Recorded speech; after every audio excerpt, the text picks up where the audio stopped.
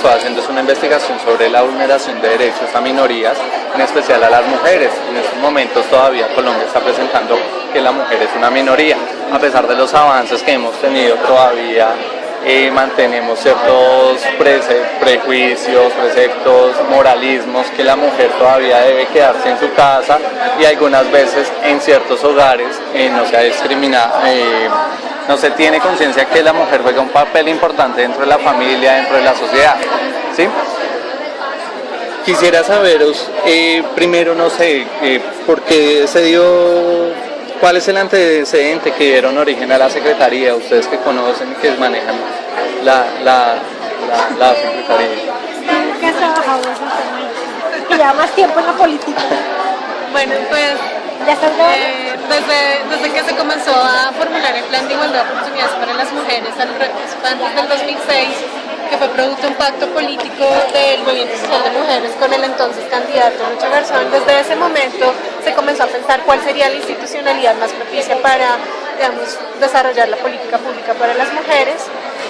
Inicialmente la forma de institucionalidad que tuvo la política pública fue una instancia rectora de política que estaba en la Subsecretaría de Derechos e Igualdad de Oportunidades de la Secretaría Distrital de Planeación, y digamos que daba línea de política pública en cada uno de los derechos del Plan de Igualdad. Para desarrollar la estrategia de territorialización estaba la Gerencia de Mujer y Género adscrita al Instituto Distrital de la Participación y Acción Comunal, y estaba en la Dirección de Derechos Humanos de la Secretaría de Gobierno el Programa de Justicia de Género. Adicionalmente, el tema de transversalización se trabajaba pues, en los sectores, en las entidades que contaban algunos de ellos con referentes de mujer y género. Digamos, esa fue la institucionalidad hasta que en las anteriores elecciones, digamos que el Movimiento Social de Mujeres en Bogotá había generado una propuesta de volver a, digamos, de plantear una Secretaría Distrital de las Mujeres como una instancia rectora con peso político, con presupuesto propio, con metas propias en el cumplimiento del plan de desarrollo y digamos que misionalmente desarrollara la política. Y digamos que con esa incidencia se logró que los que eran candidatos y candidatas en ese momento firmaron un pacto de crear la Secretaría. Cuando pues asumió el nuevo alcalde, pues el alcalde pues mantuvo ese compromiso político y pues, digamos, ya la Secretaría tiene año y medio. Interesante. Bueno, para la Secretaría, ¿cuál es el concepto de mujer?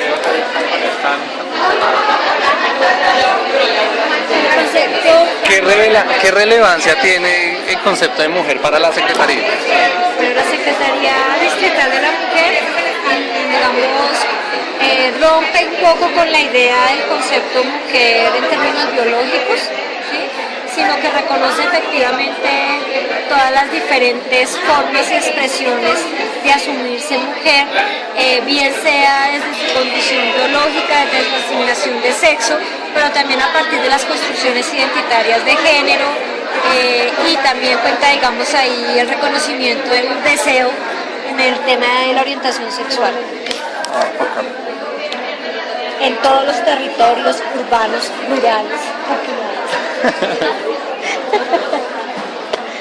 Entonces no hablamos de mujeres, sino hablamos de mujeres. O sea, no se singulariza, sino se pluraliza. Para alejarse de los estereotipos que pueden haber alrededor de la palabra mujer. Y mujeres pues da cuenta de esa diversidad. ¿Cuál es la importancia de la mujer para la Secretaría en la actualidad? Pues la misión es promover y garantizar los derechos de las mujeres en la ciudad. Es el sujeto político. Es el sujeto. La acción desde la Secretaría Distrital de la Mujer. Mejorar la calidad de vida de las mujeres en la ciudad. ¿Cuál es la política de calidad de la Secretaría como tal? Dirección de talento humano. O de planeación. ¿De planeación? De calidad, como si no entiendo. La política, ¿en qué se concentra? qué es lo que hacen, cómo lo hacen, la por qué lo misionalidad. hacen. La Sí, misionalidad está dentro de la misión y la visión, y de ahí surge la política de calidad, ¿no? Sí, pues sí, supongo que digamos, la Secretaría se organizó estructuralmente un poco en función de cómo dar respuesta y cómo avanzar en esa garantía y en la promoción de los derechos de las mujeres, pero también obviamente asumiendo la morfología de una entidad del Estado, en este caso del distrito. Entonces digamos que adquiere los modelos de gestión del distrito, pero orientados por la misión de la entidad, que es país. Otra pregunta, ¿la Secretaría es coayudada o tienen alguna participación ya a nivel nacional con la Alta Consejería para la Mujer?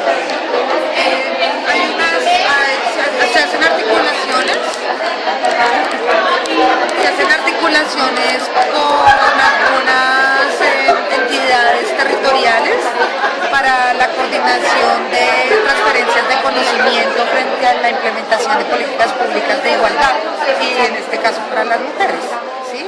Entonces en este momento están trabajando en San José del Guaviare, hay una articulación con Quito y Medellín.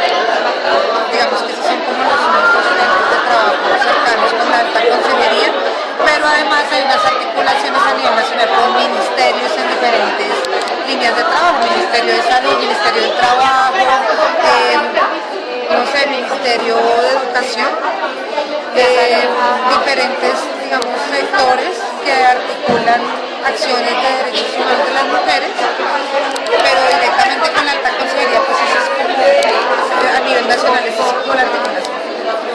Porque no hay, digamos, propiamente política nacional para mujeres, hay unos lineamientos que lo que hacen es orientar, de alguna forma le dicen a las entidades territoriales que tienen que tener una política pública, y pues antes de eso, pues Bogotá ya tenía una, antes de que hubiese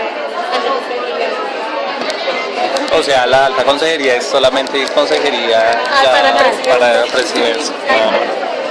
Bueno, dentro de la Secretaría está la Subdirección de Políticas y de Igualdad. La Subsecretaría. Y ustedes están dentro de la Dirección de Políticas, de Derechos y del diseño de las políticas. Dentro de eso, ¿cuáles son las funciones específicas que tiene esta dirección? Hay tres procesos centrales. El proceso de transversalización, que es como el misional pues, de la Dirección de Derechos y Políticas. Está otro proceso que es el de habitante de calle, mujeres habitantes de calle y mujeres en ejercicio de la prostitución. Pues básicamente lo que se busca ahí dentro de la misionalidad de la dirección, en la parte de transversalización, es brindar la asesoría técnica a los 13 sectores del distrito para que incorporen dentro de las políticas, los programas y proyectos que implementan todas las secretarías del distrito, el enfoque de transversalización de género desde la perspectiva de los derechos de las mujeres. Entonces acompañamos, hay un equipo de trabajo que asesora, acompaña, técnica, y en algunos casos políticamente también, la transversalización de la igualdad de género en el distrito, ¿sí?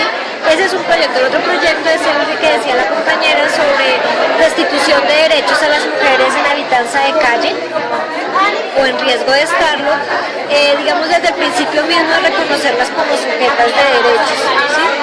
Y el otro proyecto es el ejercicio de un programa de atención, la construcción de un modelo de atención integral para mujeres en ejercicio de prostitución en el distrito.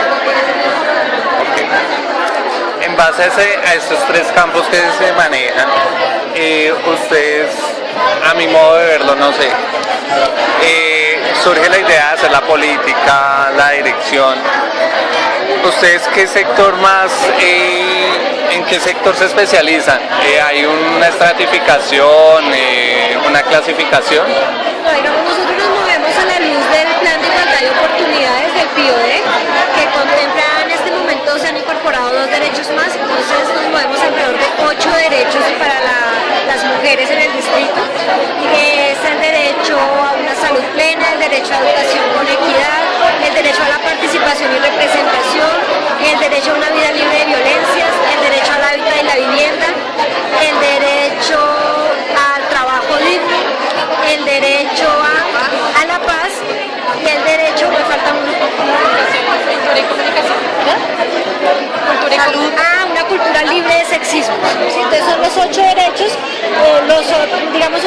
visión que se maneja es que todos los derechos son importantes, son interdependientes y son indivisibles. Entonces, aunque estemos trabajando el derecho a la paz, pues hay una conexión con el derecho a la salud, con el derecho a la educación en general. No hay una separación, una priorización de derechos. Ok. ¿Ustedes han conocido dentro de la dirección o les han llegado casos de vulneración de derechos y se han enfocado para hacer una política como tal? Pues de hecho llegan todos los días, porque justamente la articulación que hacemos con los actores es generar lineamientos, acciones, incidir en los proyectos, en las barreras que incluso se presentan para las mujeres para acceder en la garantía de sus derechos. Entonces permanentemente con todos los sectores del distrito nuestro papel es hacer la incidencia, construcción de rutas y demás para garantizar los derechos de las mujeres. Pero la atención como tal la hace en la Secretaría de la Dirección de Derechos y la Dirección de Eliminación de Violencias y de Acceso a la Justicia es la que hace la atención como tal a los casos. Pero depende de los casos. Depende de los derechos. Depende del derecho. Depende de casos, entonces hay unas rutas, ya hay unos protocolos montados, hay unos lineamientos de abordaje, hay diferentes entradas, entonces hay 20 casas de igualdad por donde las mujeres se remiten y allá se identifica el caso, se hace la gestión y remisión a las entidades para hacerle la atención integral, pero también hay diferentes entradas a nivel sectorial y a nivel, digamos, central, o sea, tiene diferentes entradas, pasa programas de justicia de género donde todo el tiempo estamos tramitando casos, pero dentro de la dirección como tal nos llega por supuesto, pero que analizamos por sectores a las direcciones que tengan, según el caso, la problemática para dar respuesta. Ok. Dentro de lo que me mencionas, hablas de las casas de igualdad, ¿sí? Son 13, 20 casas, Hay una en cada localidad. Tenemos en la Dirección de Estrategias de Políticas de Calidad, se remiten o qué papel juegan entre sí esos dos. Lo que pasa es que las casas de igualdad son la presencia de la Secretaría Distrital en las localidades. Entonces las mujeres se acercan en sus localidades a la casa que les corresponde. Allí básicamente hay ejercicios de formación en derechos, de atención a mujeres en casos de violencia con orientación psicosocial y asesoría jurídica. Sin embargo, cuando ya hay situaciones que extralimitan, digamos, las capacidades y las competencias de las casas, pues se aprovecha la articulación con el nivel central para direccionarlo a los sectores que corresponden.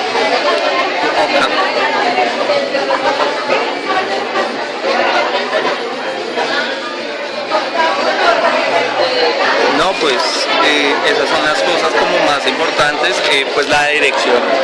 Lo poco que he visto dentro de la página web y que he conocido es las estrategias. Ustedes como tal, ¿qué consideran o dentro de la dirección que se ve, qué se considera que es el sector más vulnerable, las mujeres, alguna localidad en especial o algún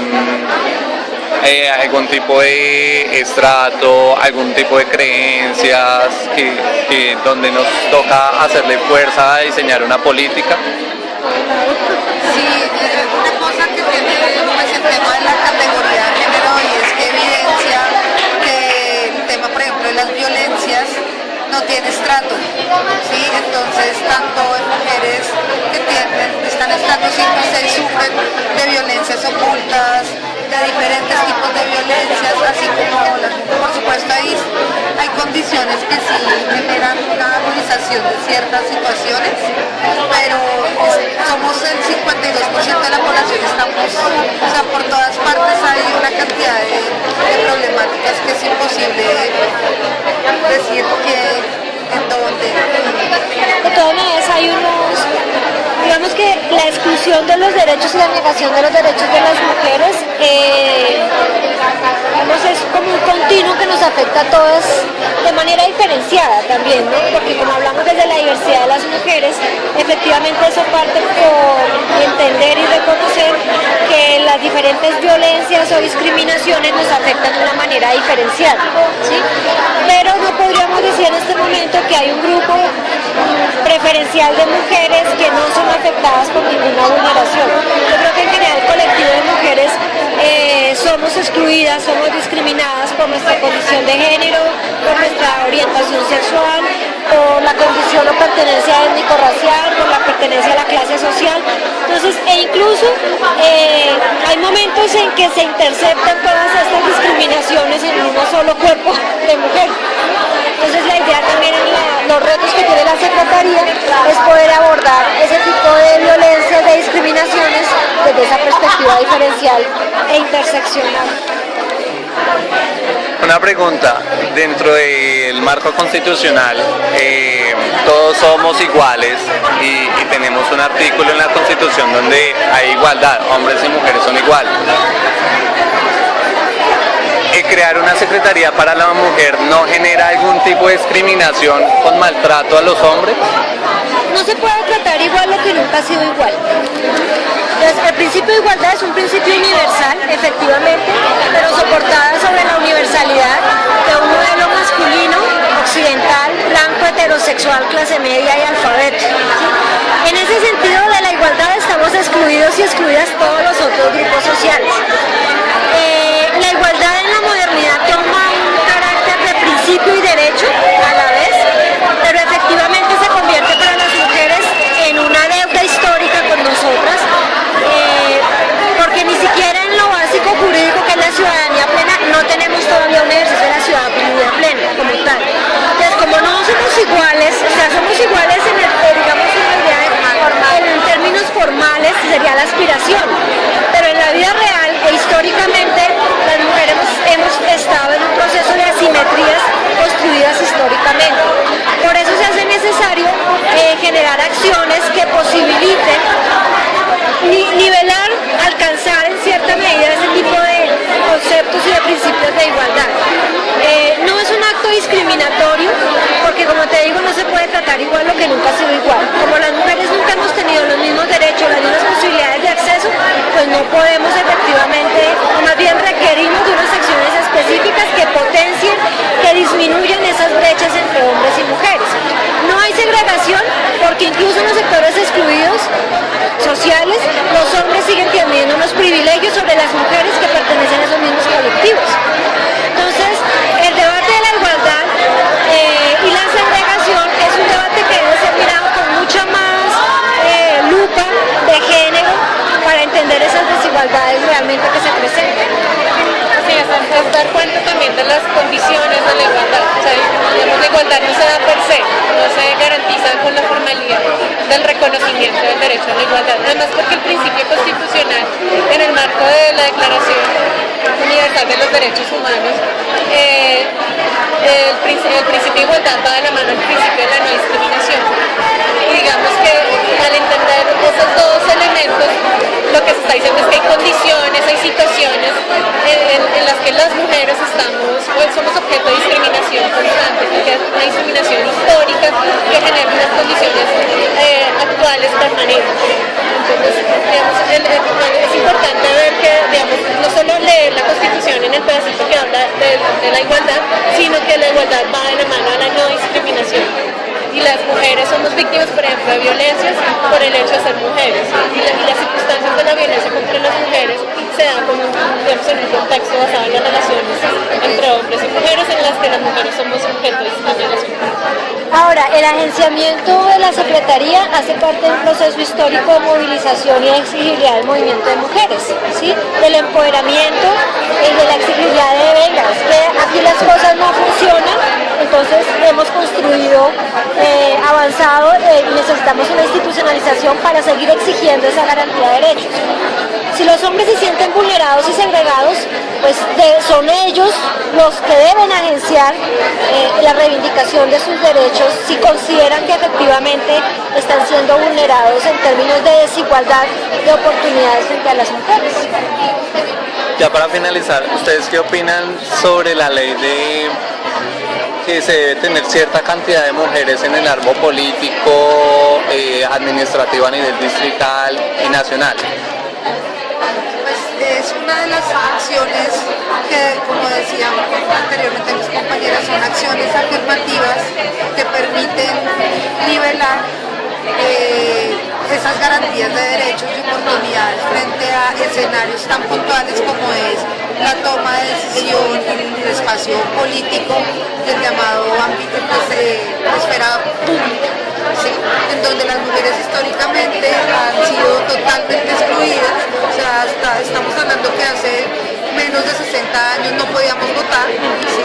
Entonces ahí efectivamente la historia y las condiciones nos dicen que hay que generar unas condiciones que permitan que las mujeres puedan escalar y garantizar y acceder a ciertos derechos en los cuales los hombres han tenido acceso históricamente, ¿sí? Entonces eso hace parte de la ley de cuotas, hace parte de una acción afirmativa, entendida la acción afirmativa como una acción que es temporal y que permite garantizar a las mujeres nivelar ciertos accesos de derechos que han sido vulnerados históricamente. La Secretaría como tal está desarrollando alguna estrategia para esta ley de cuota de participación para que sea 50-50, por decirlo así. Pues es que efectivamente la ley de cuotas en este momento está 30%, ¿cierto? 30-70. Que eso no es equidad, eso no es igualdad. Claro. Entonces hay una acción afirmativa como para visibilizar que efectivamente requerimos, exigimos el derecho a la participación en la toma de decisiones. Desde una de las estrategias de la política, efectivamente, de la corresponsabilidad, se potencia, digamos, el derecho a la participación. Hay unos avances, hay procesos de formación, hay diálogos con las bancadas del Consejo, etcétera, pero todavía tenemos el reto más grande todavía, que es poder eliminar los estereotipos culturales frente a la valoración de los diferentes roles y acciones que desarrollamos las mujeres. Bueno, ahora hay un problema también con el nombre de la ley de cuotas, porque al hablar de cuotas pues tiene esa idea que es como una torta que se reparte y a quién le toca qué. Digamos, no es un tema de equiparación en últimas de a quién le corresponde qué ese pedazo de la torta, sino que tiene que ver, por eso no debería llamarse cuotas, ¿sabes? Como le han dicho, pero no, de hecho ni la ley se llama así, es un nombre larguísimo, de hecho son dos. Entonces, a lo que se refiere más bien, más que una cuota, se refiere a generar condiciones de acceso a las mujeres en escenarios de dirección y de poder, y de toma de decisiones en el ejercicio del poder. No aplica para todos los cargos públicos, no aplica para todos los empleados y empleadas o servidores y servidoras del distrito ni del Estado, es para los cargos de decisión y de dirección del Estado. Así dice la ley, la alta dirección del Estado. Entonces no es para todos los escenarios, eso por un lado. Y por el otro, en la medida que no es una cuota, no significa que se debe cumplir el 30% y ya, sino que en la medida que las mujeres logran avanzar en ese peldaño, se abre la compuerta. Y digamos que no significa que le damos 30 y le garantizamos el 70 a los hombres, porque eso implica la cuota. Entonces la cuota de hombres es mínimo 70 si entramos en esa lógica, y no es así. Entonces si en el Estado hay un 90 o un 100% de mujeres en presencia en cargos de dirección, ello no significa necesariamente un ejercicio de segregación, mientras que al contrario sí encontramos una historia en que las mujeres han estado sistemáticamente excluidas, no el caso contrario. Entonces por eso no hablamos de ni que el 50-50, el 70-70, sino es el 30. O sea, para las mujeres el mínimo es el 30 en ese escenario que plantea la ley. No hablamos del 70. Ya cambiando de tema y yéndonos a un caso en concreto, últimamente se han presentado el tema de maltrato con ácidos. La Secretaría, ¿qué ha implementado, qué ha desarrollado para este tipo de violencia? Lo primero es un llamado a los medios de comunicación frente al manejo que se hace de la información en estos casos, porque resulta ser casi que como que resulta generando el efecto de promoción de este tipo de prácticas con ciertas informaciones irresponsables que hacen algunos periodistas en los medios de comunicación. Por otro lado, se viene haciendo acompañamiento de asesoría jurídica a los casos. Desde que se implementó la Secretaría, uno de los compromisos fue justamente reactivar, comprometiendo a la Fiscalía General de la Nación, reactivar los casos de los agresores que han sido identificados pero que no son judicializados, y se brinda toda la presión frente al Ministerio de Salud para que incluso esta ley, estos acuerdos que han salido últimamente frente a la cobertura que debe hacer la EPS en la recuperación y rehabilitación de las mujeres sobrevivientes de agentes químicos, sea totalmente cubierta, porque realmente la recuperación es bastante costosa en términos económicos, requiere un material específico y de tiempo, porque esto no es solamente una violencia, sino que es una tortura, es una marca para toda la vida que no se subsana con una intervención quirúrgica, sino que hay mujeres que incluso tienen 29 cirugías que han tenido que gestionar por sus propios medios. Ya para terminar y cerrar la entrevista, ¿ustedes consideran que a nivel distrital sí se ha avanzado, sí se ha evidenciado que ha disminuido la vulneración de derechos a las mujeres? Pues yo creo que más que disminuido no, se ha ganado en una institucionalidad que permite visibilizar las condiciones de exclusión y vulneración de derechos de las mujeres, a diferencia de otras entidades territoriales donde el tema ni siquiera hace parte de la agenda política, ¿sí? Digamos, en Bogotá por lo menos es posible hablar del tema, posicionar. La misma existencia de la Secretaría de la Mujer constituye, digamos, un logro en ese proceso. ¿Qué permite eso? Visibilizar y nos obliga cada vez más a garantizar.